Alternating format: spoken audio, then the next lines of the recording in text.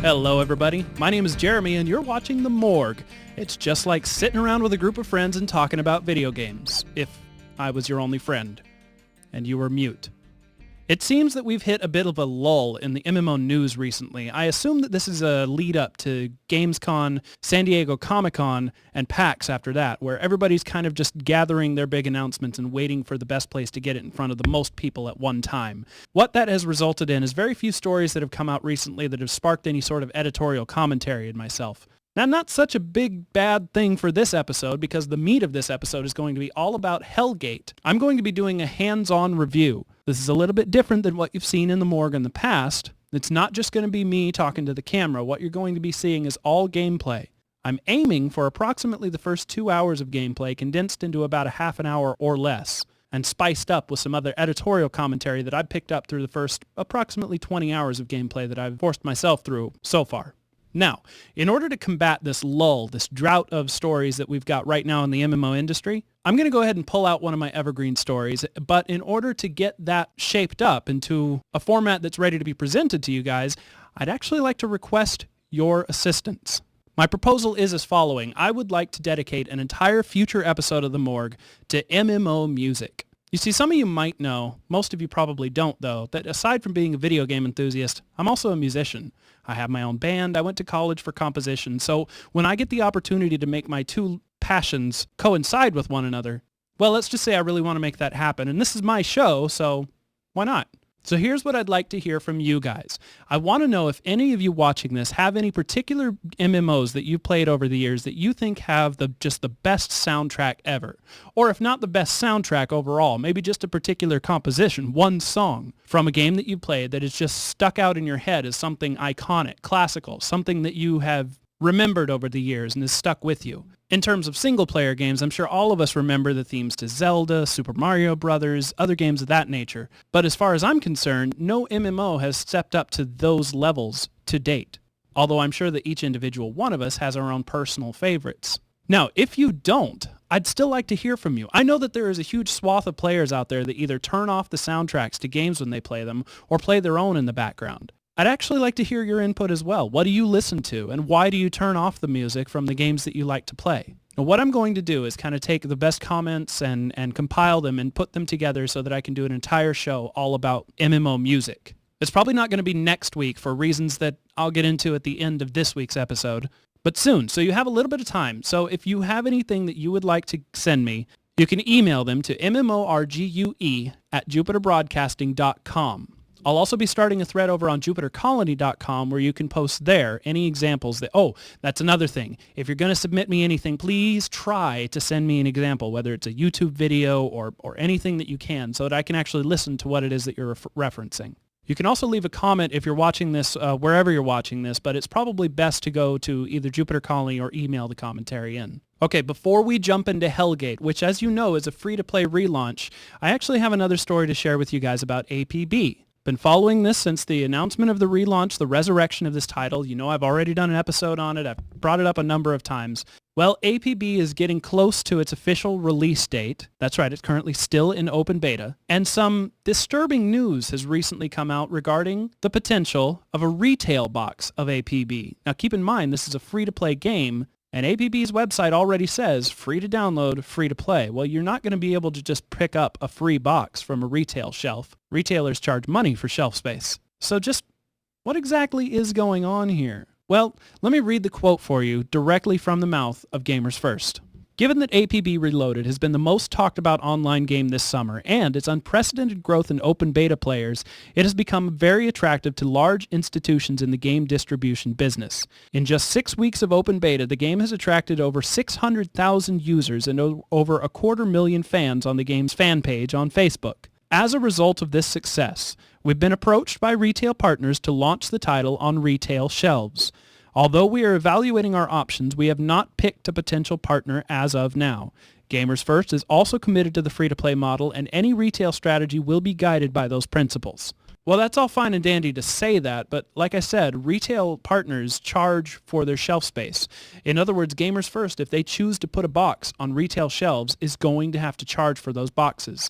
Now, hopefully they won't be jerks about it and start charging $50 for a game that you can download for free, but any cost is more than what is warranted. On the other side of things, it would make sense for them to offer some sort of cash shop credit if you buy the box on a retail shelf. That way, the box still has a cost, and the player still gets the same value out of it. I'm keeping my fingers crossed that that's the solution that they come to, but Gamers First, unfortunately, has not impressed me yet. This would be their chance to redeem themselves in my eyes.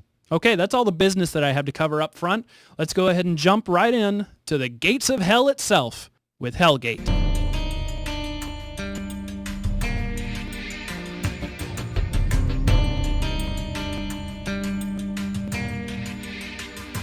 All right, here we go. We're jumping straight into Hellgate London. Now Hellgate Global. This is the resurrection of Hellgate. Now before we get started with this, I figure up front I should cover a couple disclaimers.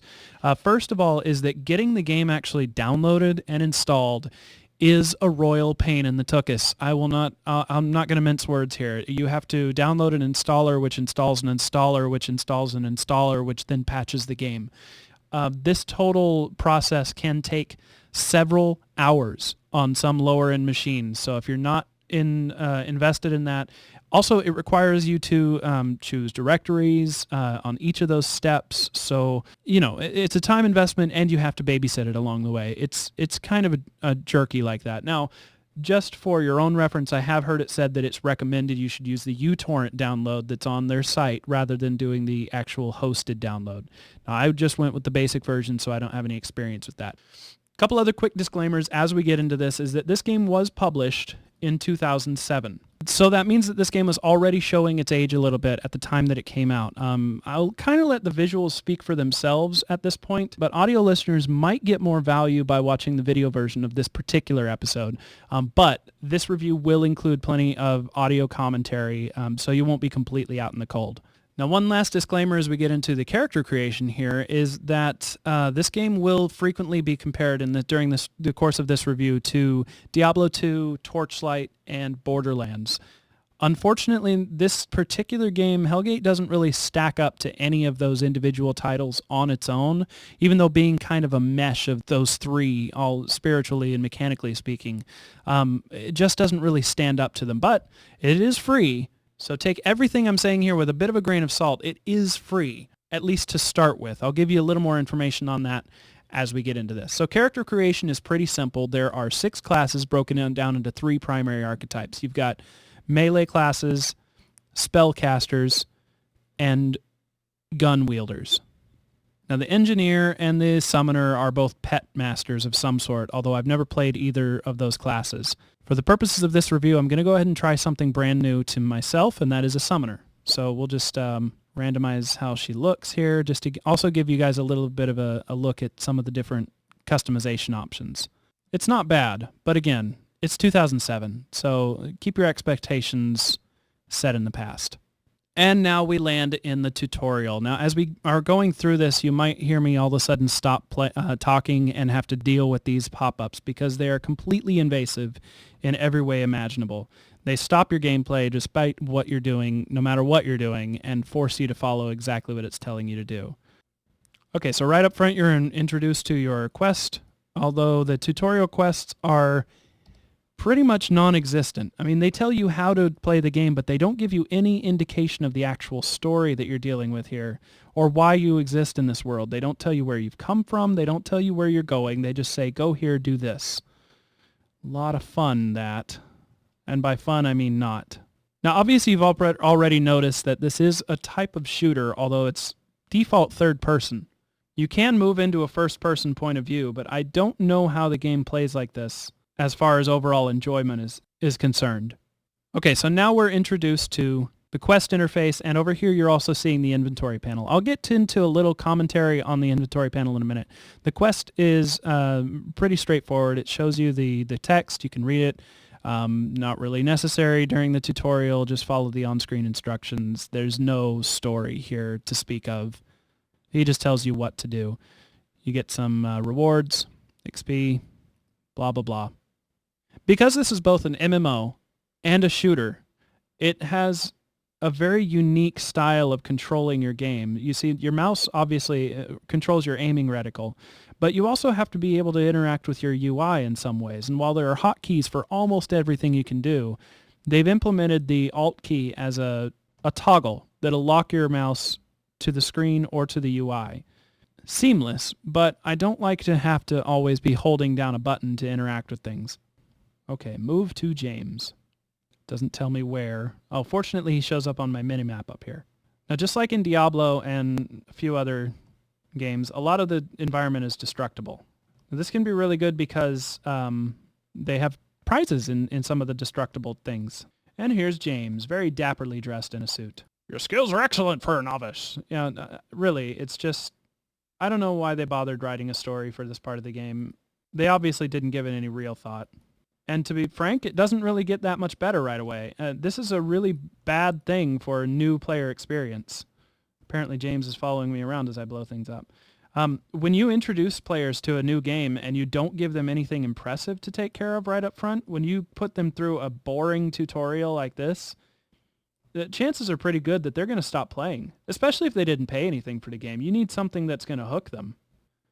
Now, two things just happened. One is that it completed a combination that they call mini games. Down here it shows you if you do these three things, you will get extra little surprise bonuses.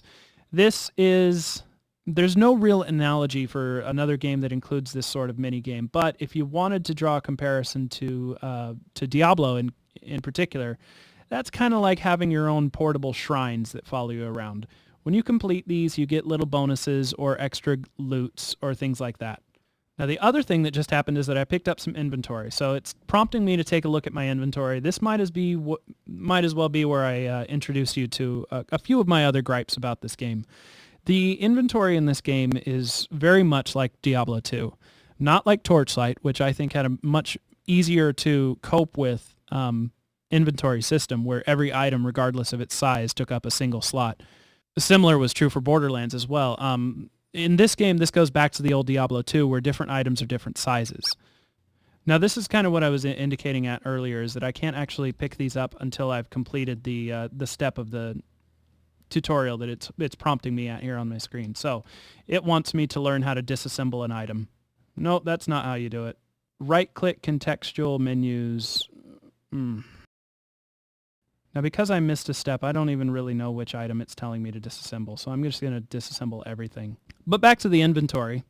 You may have also noticed that this inventory is not very big compared to how much space something like a breastplate takes up, and I'm also carrying around all these other things that don't always auto-stack, meaning that the game is a constant battle of having to continuously shift around your inventory in order to make space for more loot that you'll be picking up. And just like Diablo and Torchlight and Borderlands, there is a lot of loot to pick up. I made that sound like a bad thing. It's not really. That's one of the few virtues of this game, is that there's so much treasure to have. If you are a loot whoring treasure whore like myself, that's one of the biggest enjoyments you'll get from this game. Now, one of the additional reasons for this inventory management minigame is that there is a form of crafting. Just like many other MMOs out there, you can craft things. I have no idea what this is talking about. Register a passive skill. Ah, there we go. Where do I add a title? Yay, I'm a nerd. Yes, I was saying there is crafting. Many of these items that you'll pick up, you can take apart into their base components, dismantle. Anybody can dismantle anything. And then these pieces can be used to build other items or to enchant other items or all sorts of other things. But it ends up becoming such a mess in your inventory that even I have a character that's only level 10. That's not very far into the game.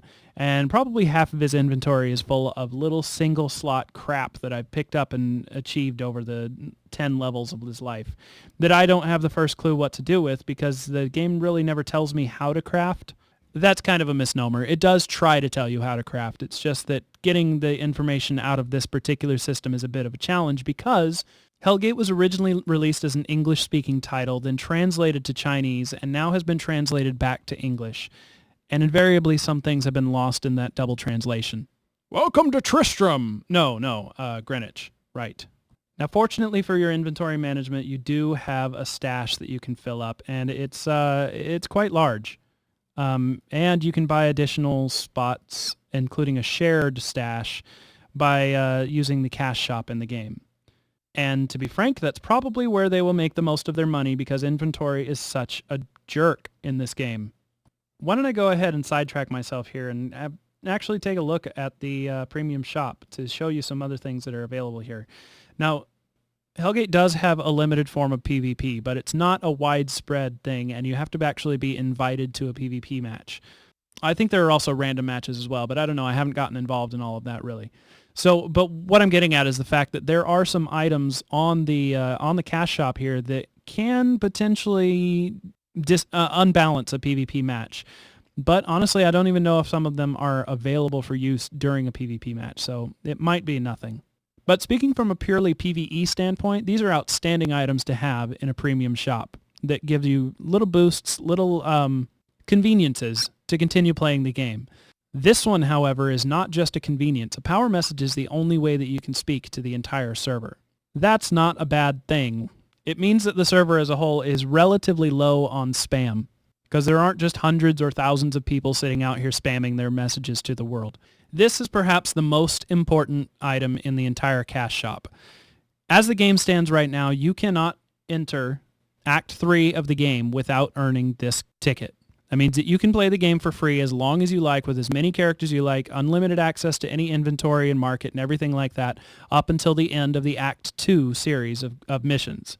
But this is totally 100% a paywall. Now, 4,000 T-coins is only $4, so it's not a huge paywall. If you are enjoying the game up to the point where you get to the end of Act 2, $4 is not going to break the bank for most people. And additionally, if you find somebody in-game that's willing to buy this for you, you can pay them with in-game currency to get this. Much like EVE allows players to trade their Plex cards in-game, this item can be traded to other players, which means that to a very small degree, there is a bit of a in-game transfer of real-life money for in-game credits, but you have to find the right buyer. So it's best to probably hook that up ahead of time rather than just spending your money on a ticket and hoping that somebody buys it from you. All right, let's get back to the game. Finish up this portion of the tutorial here. So this is trying to be an explanation of how to use production stores, which is a part of the crafting system, but it's confusing as hell. If there's a wiki for Hellgate online somewhere, I will try to include a link to that in the show notes, because that would be so much more handy than trying to understand the whole system here step by step. Plus, I really want to just get into the action and show you guys more of the game. Here's one of the first dialogues where you will see the terrible, terrible, terrible, horrible, horrible, awful translations for this game. Ha! Now at last finally, it's my turn. I almost died waiting for you. Ho, ho, ho. Spare me. Now the shopping interface is actually pretty nice and very Diablo-esque, but this also gives you a very more thorough look at what I was talking about earlier, about different items taking up different space in your inventory. Guns take up a certain amount of space, armor, different pieces of armor take up certain amounts of space, and then there are the little individual use items. Your money's way over there, though. It would have been nice to have it on the merchant panel, especially since there's so much extra space here not being used. I don't really have enough to afford anything worth talking about, so we'll just move on. Receive supplies. Supplies! More stuff to stack. Aha, so apparently those power messages don't just go in the cash shop. You can also earn them in-game. Well, that's handy. The guys with the purple exclamation points are supposed to be part of the main lore, the main core story of the entire game overall. But like I said earlier, I've got another character that's about level 10, and I haven't really experienced much of a core story. That seems to be one of the primary arguments that I have against this game right at the beginning, is that there's nothing that they really offer you up front to get you hooked.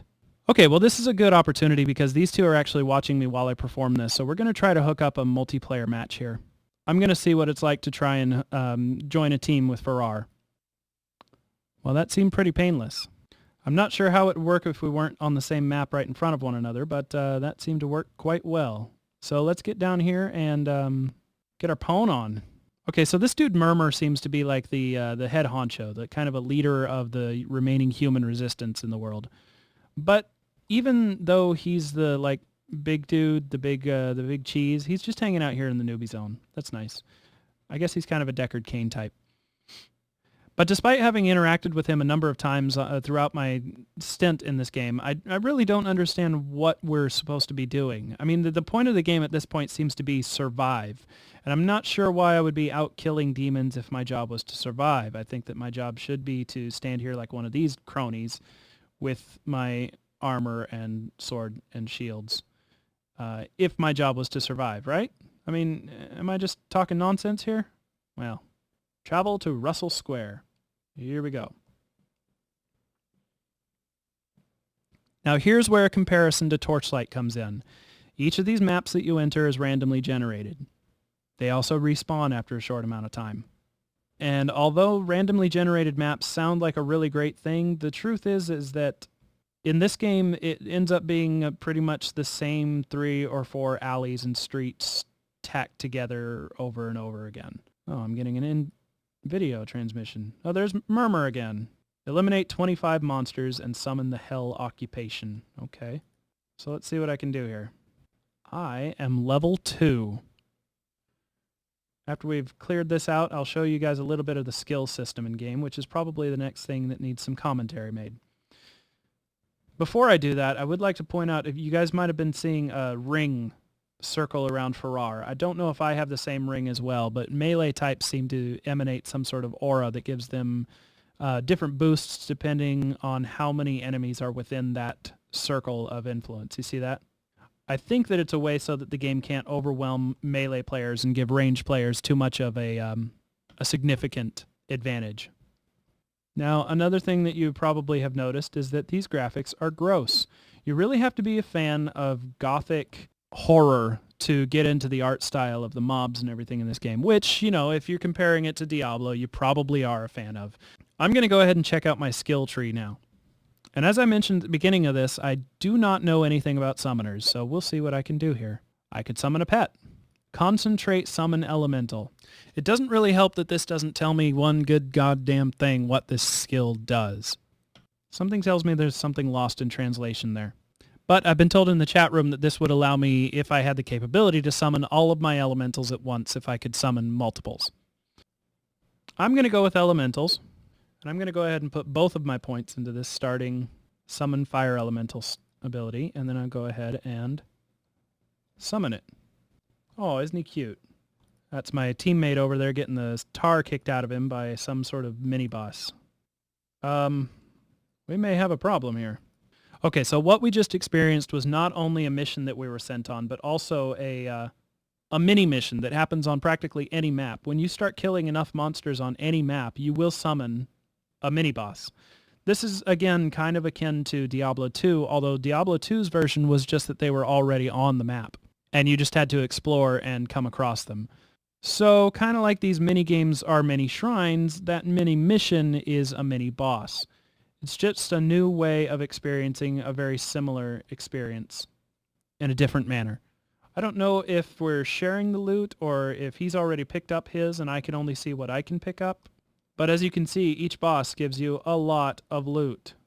And take a look at my inventory. I'm already half full after barely getting into this at all. Another very inconvenient factor is identification of items. However, in comparison to Diablo 2 and Torchlight, identification does always exist. I guess that's one of the reasons that Titan Quest has always had a special place in my heart. No identification. And yes, any items that you equip do change the way that you look. Unfortunately, even though they change the way that your character looks, none of them are really all that impressive. At least none of the ones that I've experienced so far in the game. As I said before, I haven't made it beyond about level 10. So high-level graphics might be really impressive, I just haven't been there yet. These don't always spawn, these Hellgates. When they do, they contain extra bosses that are usually a little harder than the average stuff you've been fighting in the streets. And they'll take you to a separate new zone. Here, we'll go ahead and shoot on in here. What you see is the entirety of this zone. It's not very big.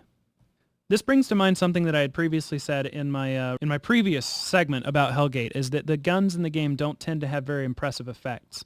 These two guns I'm using are pretty good examples of exactly that. Despite being kind of cool to play with, There's not much kick, there's not much recoil, there's no need to reload, I have unlimited ammo.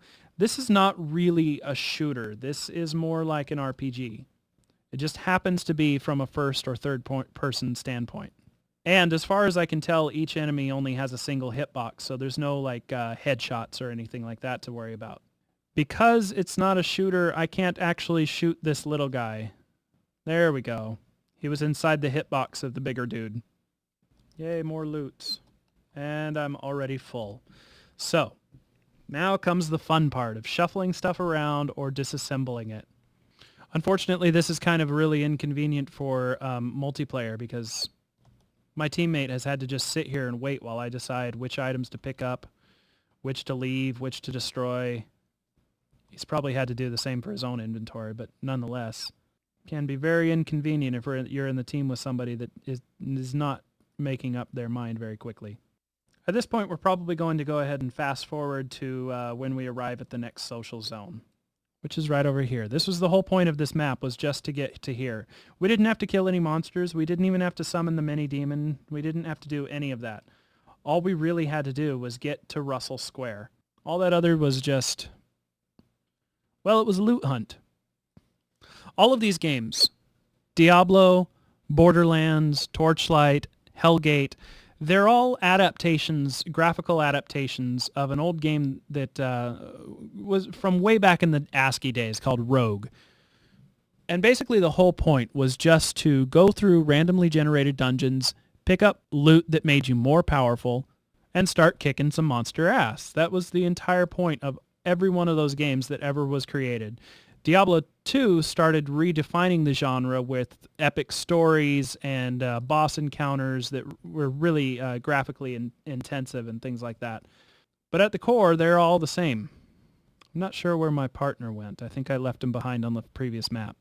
I'm now being told in group chat that Farrar can see me, but I cannot see him. That's a great bug.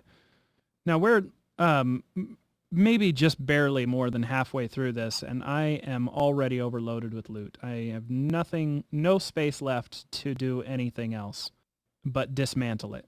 I'm told that there's an auto dismantler in the cash shop if you don't want to go through this yourself manually. But I would be worried about what exactly an auto dismantler would dismantle. You know what I mean? Unless you can assign it to a specific grade of loot, like dismantle white loot or something like that. Then that could be great. And again, that just goes back to what I was saying earlier. The majority of the cash shop seems to be convenience items, which are incredible, especially for a game of this nature. Oh, great. Now I picked up this item. I only know because I've already played through this portion that just remains in your inventory, taking up a space for the next 3 or 4 levels. So after all of this adventuring, we can now return home and go back and talk to Murmur. Now, just like Diablo and other such games, when you're finished gathering your loots and generally causing mayhem, you can return home at any time you want by using a town portal. Well, in this game, it's called a personal relocation beacon or something like that. But it is a portal, which is nice in the fact that you don't have to work your way back through levels. But it's also kind of a cop-out, in my opinion, because it means that the developers don't have to worry about what is randomly generated. They can have one-way maps and things like that, and they don't have to worry about it because you can always just recall out.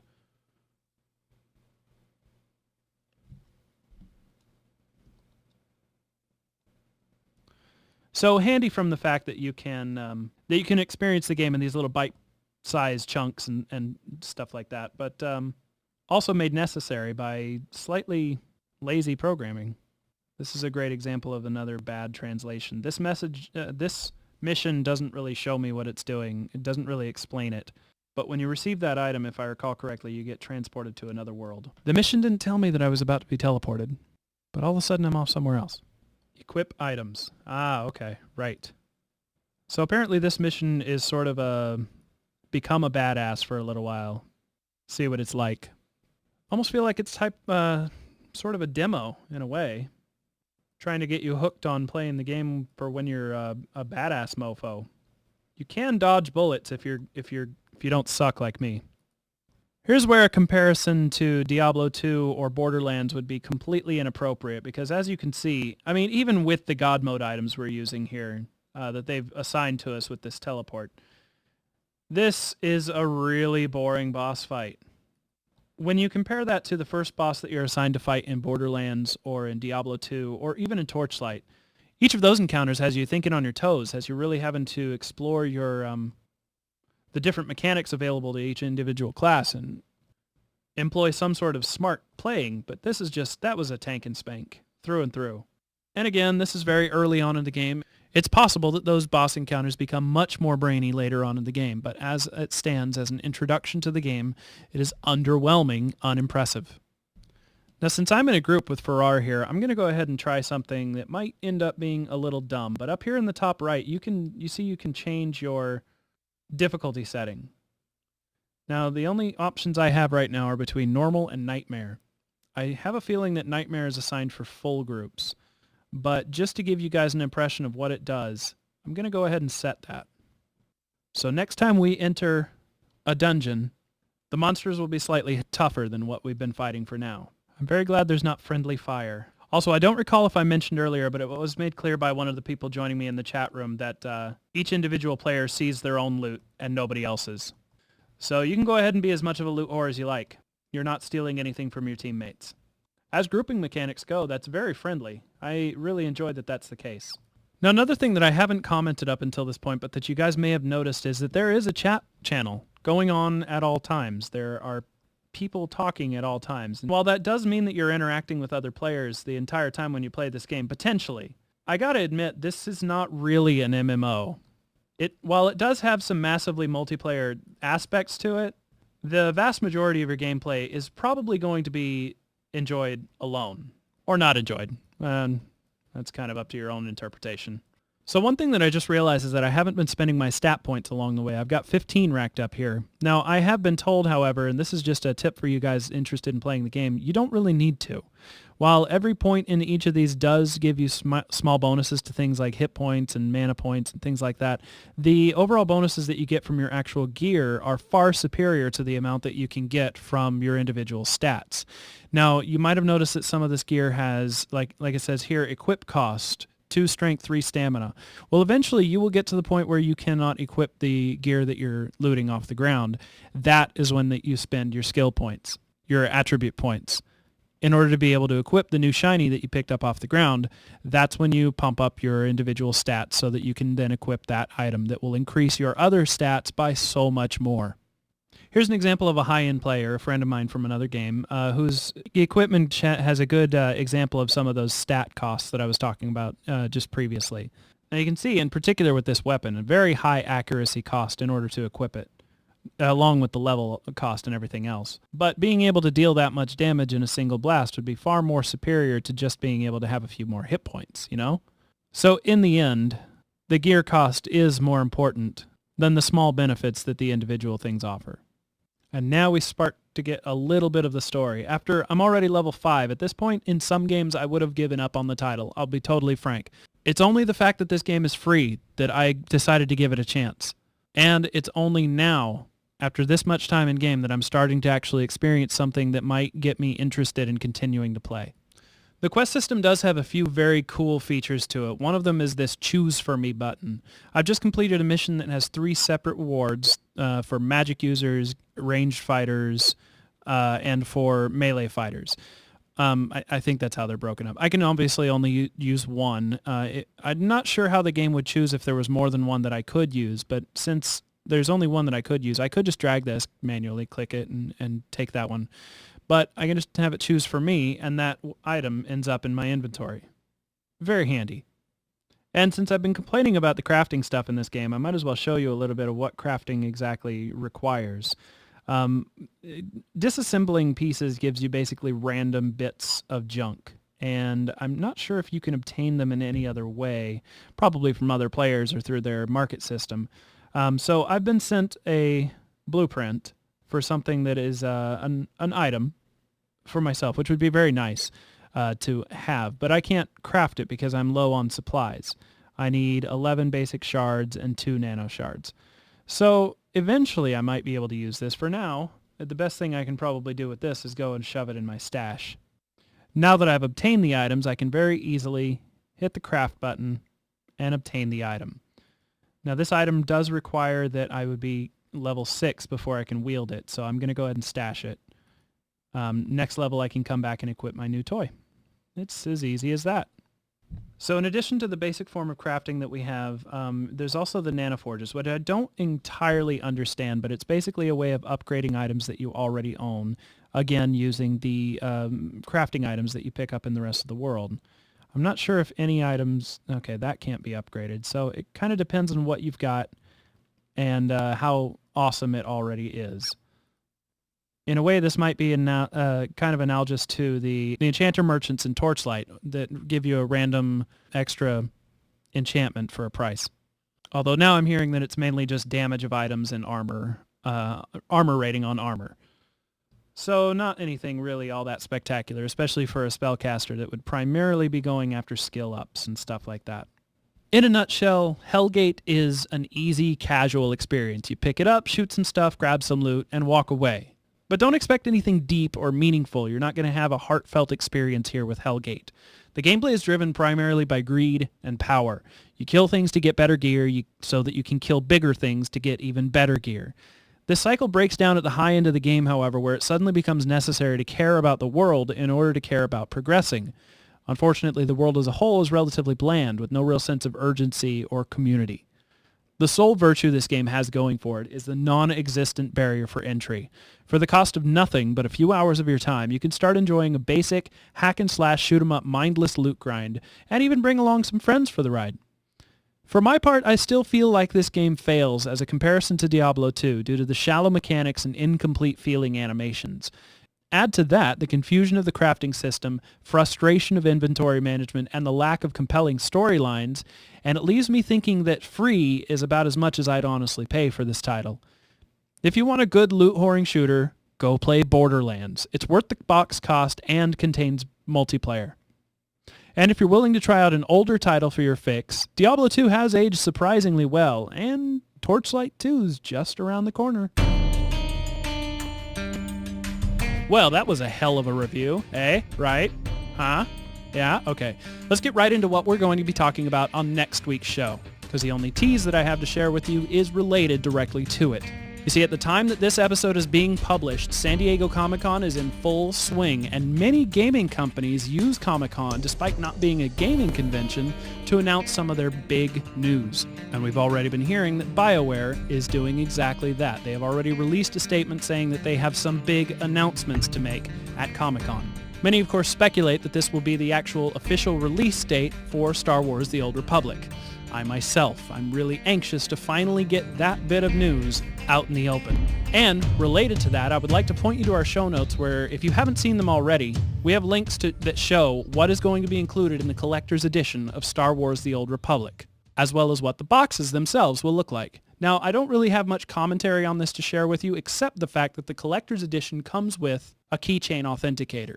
And I'd just like to put this out there that I am totally in favor of these. I think that keychain authenticators, despite being an extra step in the login process, make total sense for security purposes. This is something that every single MMO on the market should include as an option, and giving it away as part of your collector's edition is a big thumbs up from me. Now, in addition to Bioware, some people have been speculating that Comic-Con might see a couple other big announcements, including the unveiling of Blizzard's Titan project, although I suspect that's actually going to happen at BlizzCon later this year in October, and possibly the unveiling of whatever MMO it is that ZeniMax has been working on since 2007. Many of you might know ZeniMax, the owners of Bethesda, are also the makers of the entire Elder Scrolls franchise, and it's been speculated for a long time that the MMO that they've had under wraps is going to be based in the Elder Scrolls universe. Well, with Skyrim getting ramped up, it's a good time to start getting some hype going for whatever it is that they've been working on, and Comic-Con would be a great time to do it. So we'll see. All of that will be covered in next week's episode, including any other big news that comes out during Comic-Con or over the weekend, whether or not it takes place in San Diego itself. And if any of you out there are actually in attendance there at the Comic-Con, I would love to hear some first-hand accounts of just what exactly is going on down there, because unfortunately I wasn't able to go myself this year. Pout. So if you were in attendance, please send me a note at MMOrgue@jupiterbroadcasting.com or tell everybody else that loves this show all about it by leaving a comment wherever you're watching or heading over to jupitercolony.com. Well, that's all I have for this week's episode, but be sure to tune back next week for more Morgue. And until then, play smart, everybody. And remember, the cake may be a lie, but it's still delicious.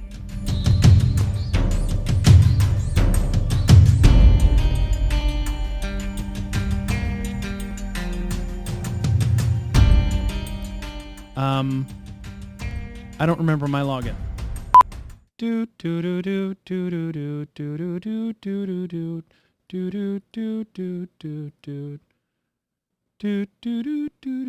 Oh, got it. And until then, everybody, I don't have a tagline.